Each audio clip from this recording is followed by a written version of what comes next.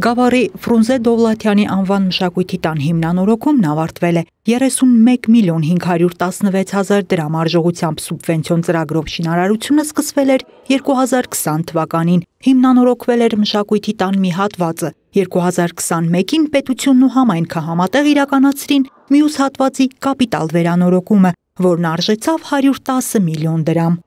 Պահպանվել է նաև դահլիճը իր 500 նստատեղով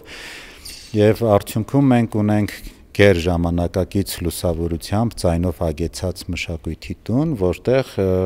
ինչպես մեր քաղաքային, մարզային, այնպես էլ հանրապետական ցանկացած միջոցառում մենք կարող ենք ընդունել, հյուրընկալել։ 2024 թվականի սուբվենցիոն ծրագրով 89 միլիոն 904 հազար դրամ էր հատկացվել մշակույթի տան կահավորման համար։ Աշխատասենյակների գույքի ձեռքբերումից բացի տեղադրվել է նաև արտաքին էկրան, որի միջոցով բնակիչները կհետևեն մշակույթի տանն անցկացվող միջոցառումներին։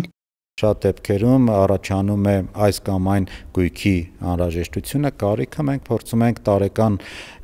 կապիտալ և ընթացիկ դրամաշնորհներով լուծել նաև ընթացիկ խնդիրները։ Կարծում եմ ինքը իր ծանրաբեռվածությամբ պետք է աշխատի, հնարավորություն տա, որպեսզի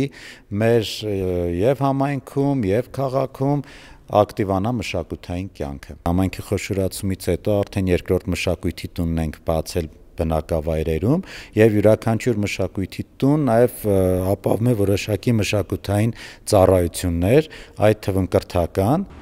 Մշակույթի տանն էլեկտրաէներգիա մատակարարվում է արևային ֆոտովոլտային համակարգի միջոցով։ Այն ոչ միայն ամբողջությամբ բավարարում է հաստատության կարիքները, այլև սնուցում է հարակից 3 փողոցի լուսավորության ցանցը։ Խնայված գումարներն ուղղվելու են մշակույթի տան պահպանությանն ու ընթացիկ խնդիրների լուծմանը։